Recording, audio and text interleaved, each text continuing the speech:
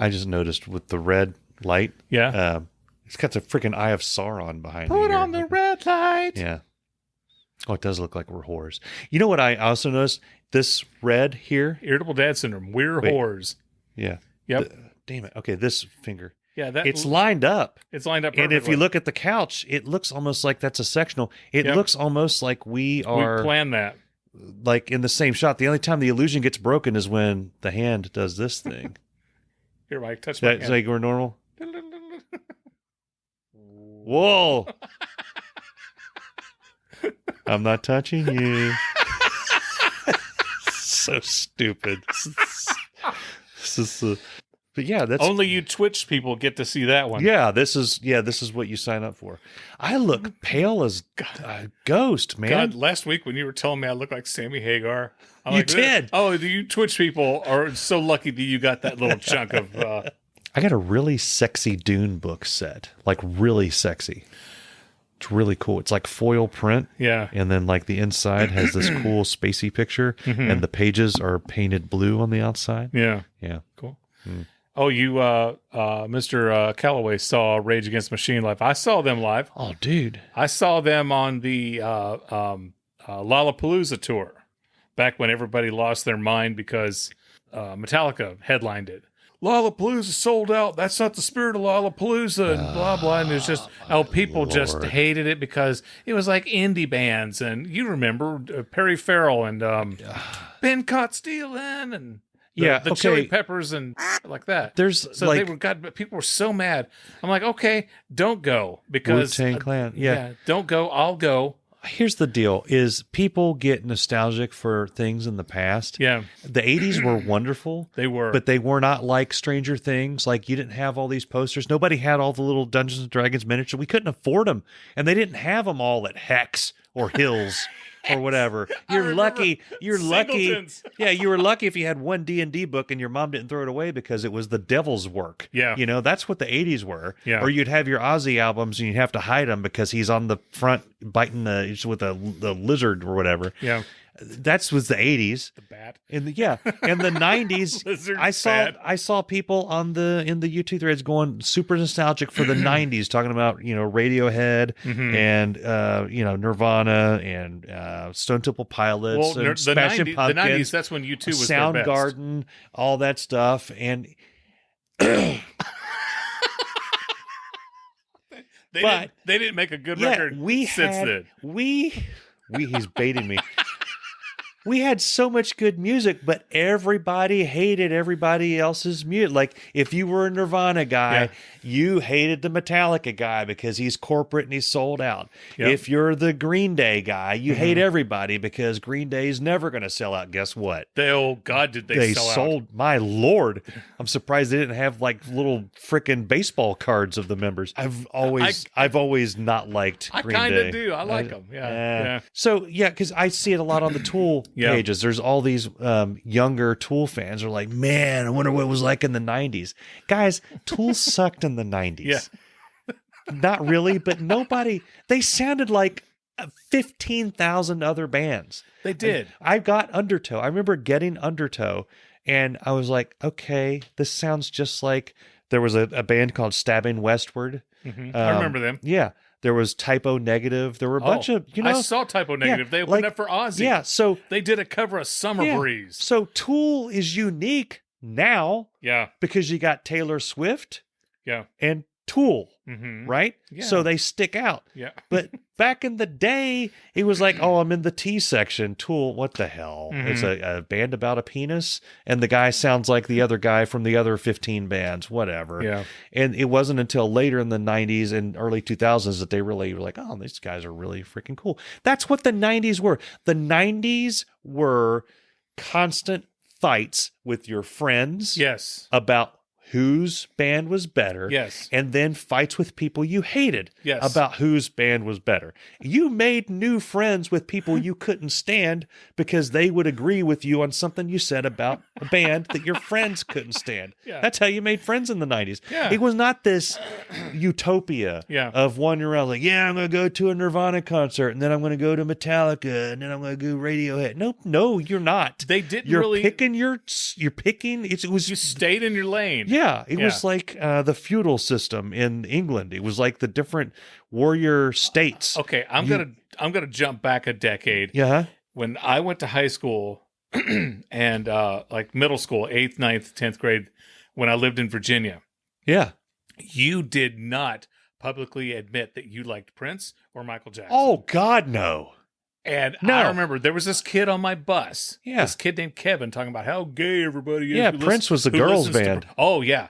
It was, And we went over to his house one time. We were throwing football, and he had three Yeah. Prince cassettes. Yeah. I'm like, huh, it's Yeah. interesting, Kevin, that you like 1999.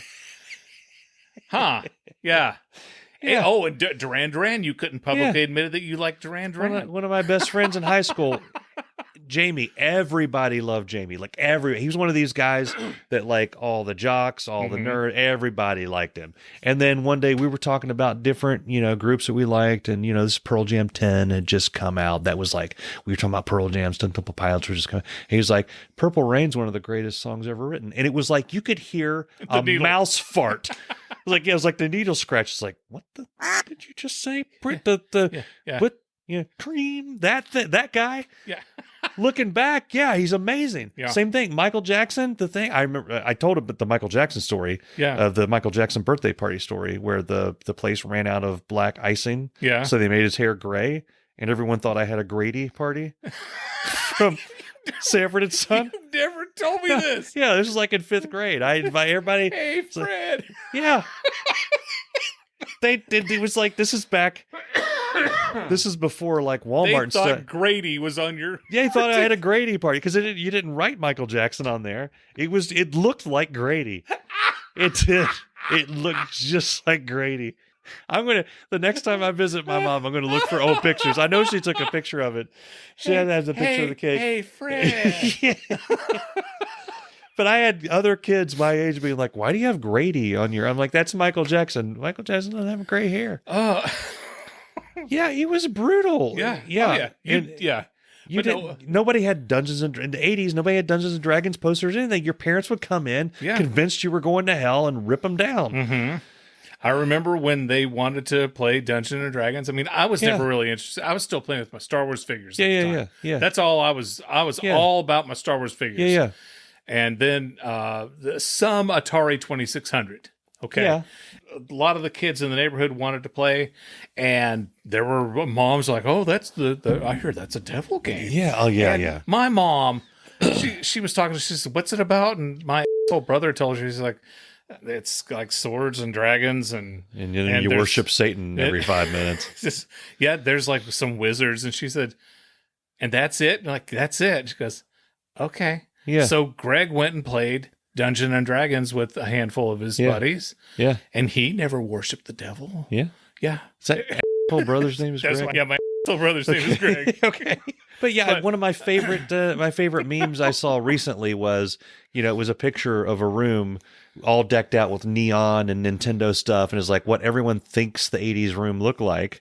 And then it had a picture with like the wood panel walls and like an old lady on the wall and a really old TV. That's what everybody's room really looked like in the 80s. Yeah, good times. Yeah. My room in the 80s was covered in Billy Idol posters. Oh my God, I had so many. I had so many Billy Idol posters and a couple of Van Halen posters. I had no And it posters. wasn't until the 90s that I liked Kiss when I grew up because my babysitter, Christy Nunez, she loved Kiss, and she would bring over her albums, and Mom and Dad would come home and we're like, "This one's a spaceman, and he's a cat, and he's a devil, and he's a star child, and he does," and like, wait, back up a second.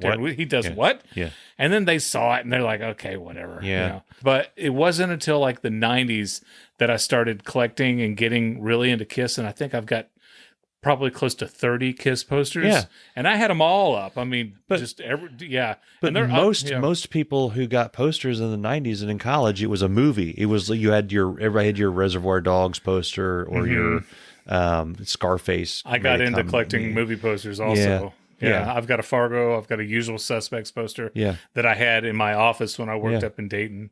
And everybody would walk by and go, oh, they loved my Usual Suspects. Yeah. But I wish Mr. Calloway, when I saw them, it was Lollapalooza.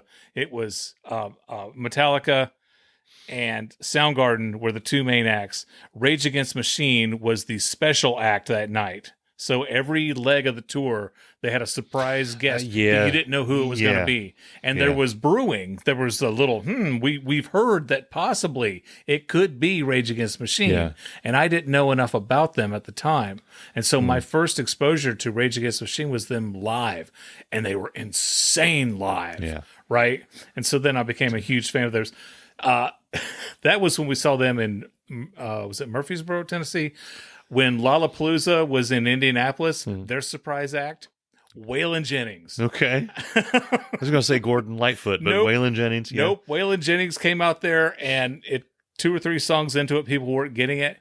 And he played the Dukes of Hazzard theme, and then he won them over. And then he played, he was Waylon. Yeah.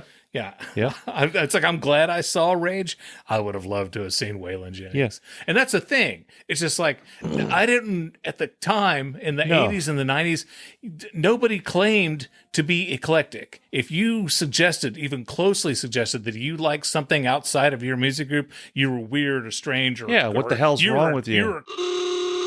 Or something like that. And they would come into your house. I don't use that word sparingly. They would come into your house. They would rip your Prince album out of your hands, put a Tears for Fears, only the song Shout. Yeah. Only. It's the only one you're allowed to play. I still have my Tears for Fears poster, by the way, yeah. And that was it. Oh, wrestling. Mm-hmm. So wrestling is semi-huge now. Back in the day, wrestling in the 80s was like flat Earth. Right? You guys know how you get pissed off at the flat Earth people? Mm-hmm. Whichever side you're on, you get super pissed off. Back then, it was like, wrestling's fake. No, it's not. And then there's like, it is, but it's not. It's like, it's very athletic. There's a lot to it. It's like choreography. It's choreography. It's like a stunt show. Exactly. Thank you. Yeah. You it's intense. Crystallize my thoughts completely. Yeah. It's the same thing as if you became a stunt man. Yeah. Yeah. Because you want to go to one group and you're like, really? You think they're locking 2 people up in a thing with razor blades and flamethrowers, and then they're going to let a guy just run in from the crowd and hit somebody with you think that just happened. Yeah. And then you go to the other person, you say, get your ass in there with the razor blades and another huge guy and see if you can just keep up with him. Fake or not, it was entertaining. It was entertaining. Yeah, I can't fault anybody who thought wrestling was entertaining. Irritable Dad Syndrome is a Mike Odell, Darren Cox production.